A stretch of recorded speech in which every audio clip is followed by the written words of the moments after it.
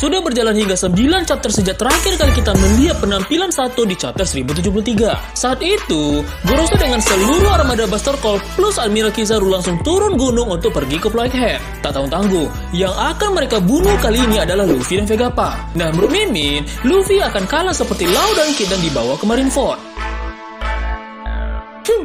Kok bisa? Langsung aja langsung pembahasannya.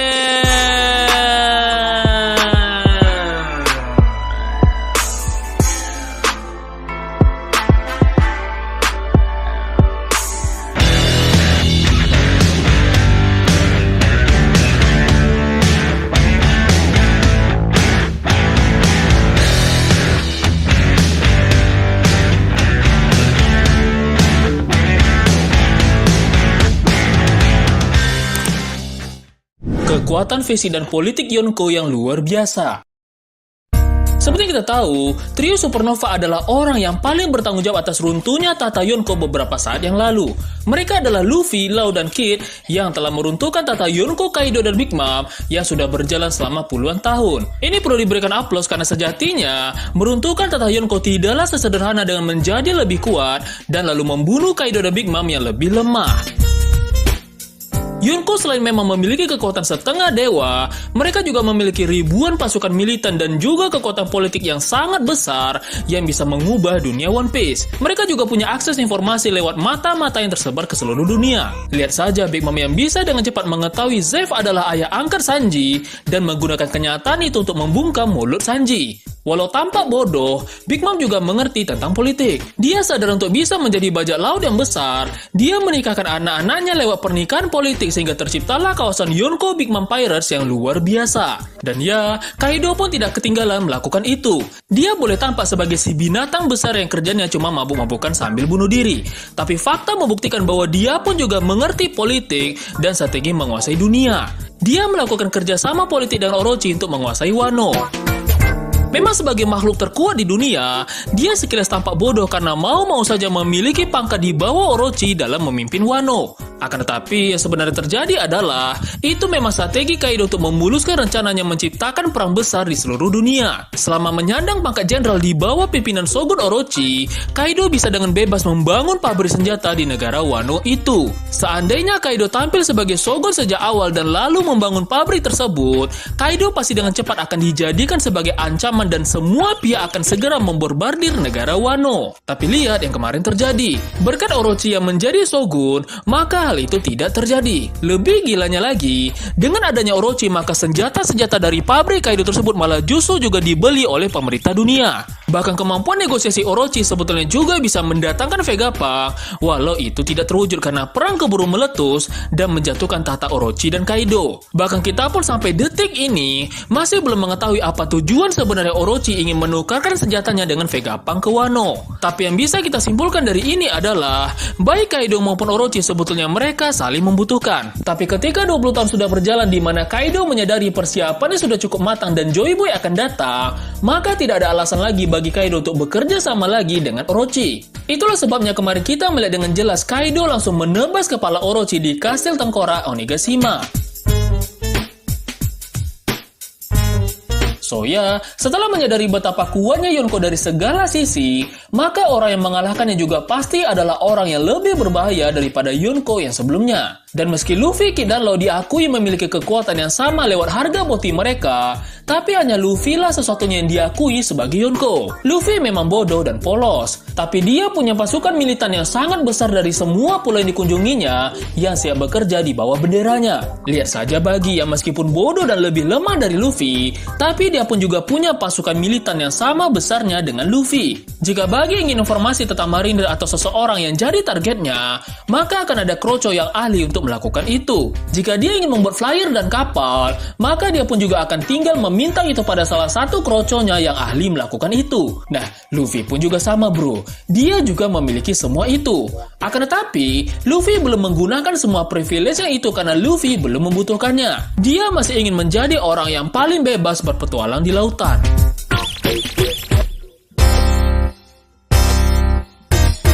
Yorke gabung ke klub Kurohige.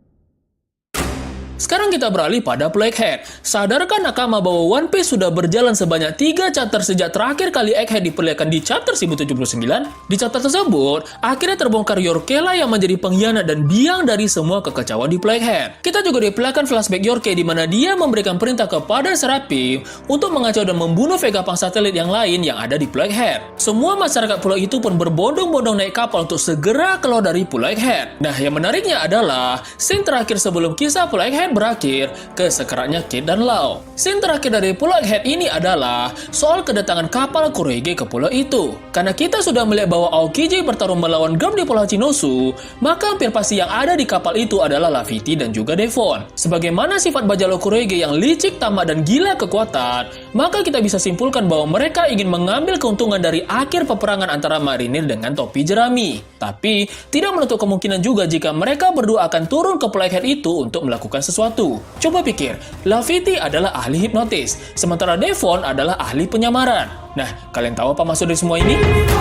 Ya, hanya dengan turunnya mereka berdua, mereka bisa melakukan banyak hal sesuka hati di pulau itu tanpa harus berperang. Mereka bisa saja membuat salah satu Vegapunk satelit naik ke kapal Kurohige secara sukarela. Nah, dalam hal ini, yang paling berpotensi untuk melakukan itu adalah Yorke. Bayangin coy, Yorke kini menyadari bahwa dirinya kini bagaikan telur di ujung tanduk. Dia tidak bisa lagi bergabung dengan Vegapunk Stella. Dia juga sadar bahwa pemerintah pun juga sudah mengkhianatinya dan akan membunuhnya. Dengan kondisi seperti itu, maka satu-satunya cara untuk tetap eksis adalah dengan bergabung ke si pajakan biang Kurohige. Yorke bisa saja bergabung dengan Kurohige secara sadar, tapi dia pun juga bisa bergabung secara sukarela ke Kurohige lewat hipnotis dan tipu-tipunya Laffy dan Devon. Mengingat Kuro sangat ngefans dengan Rox dan kenyataan bahwa Rox juga dulu punya ilmuwan sekali bermis bagi Hamstusi, maka bukan sebuah hal yang mustahil jika mereka pun sudah merencanakan untuk merekrut salah satu Vegapunk satelit agar join ke kapal mereka.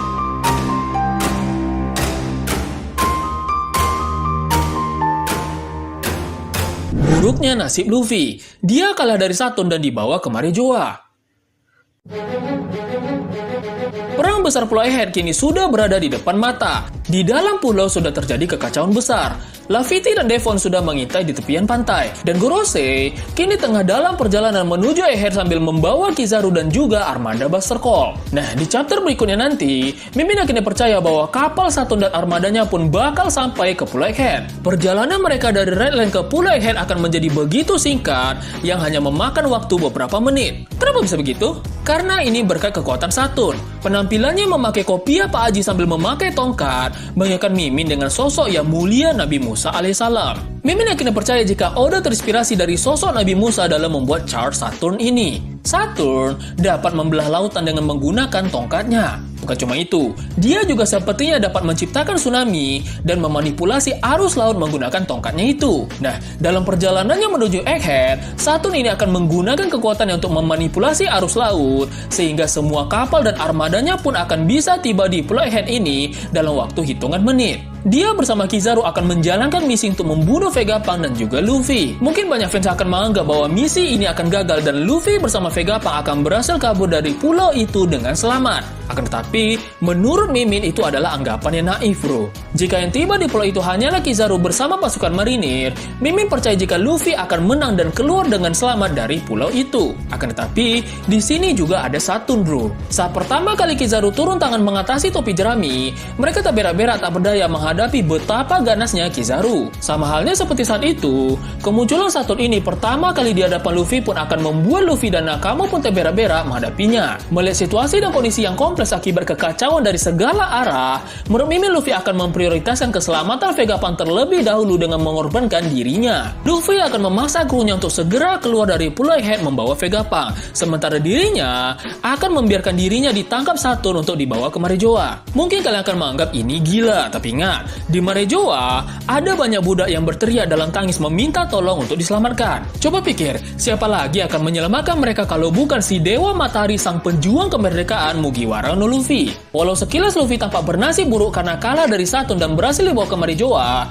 tapi sebenarnya ini adalah satu-satunya skenario terbaik untuk membuat Luffy mundur kembali dan membebaskan budak-budak Marejois. Ingat, Hancock juga dulu pernah terbayang sosok Fisher Tiger yang dulu menyelamatkannya di dalam diri Luffy. Jadi bukan mustahil mustahil jika Luffy pun akan melakukan hal yang sama dengan Tiger. Tentu saja, Luffy dan kekuatan Nikanya akan bisa bebas dari Merejoa tersebut dengan mudah. Akan tetapi, insiden Luffy yang dibawa ke Merejoa ini akan menjadi alasan kuat bagi aliansi Grand Fleet untuk kembali beraksi. Di bawah pimpinan Kapten Usopp, aliansi Grand Fleet pun akan hadir kembali untuk memborbardir Merejoa dan menyelamatkan Luffy di Merejoa.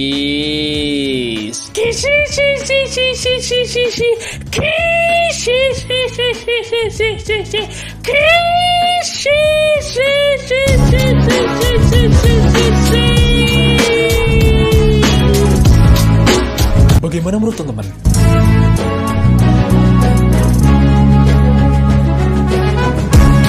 Sekian dulu prediksi dan analisis kami kali ini. Jika teman-teman suka dengan review, prediksi, dan analisis dari kami, silakan klik like dan subscribe channel ini agar teman-teman tidak ketinggalan dengan video-video kami yang lainnya. Jika teman-teman punya pendapat sendiri terhadap video ini atau ingin kami membahas hal yang teman-teman inginkan, silakan tulis itu semua pada kolom komentar ya guys. Oke, see you guys. Kanpai!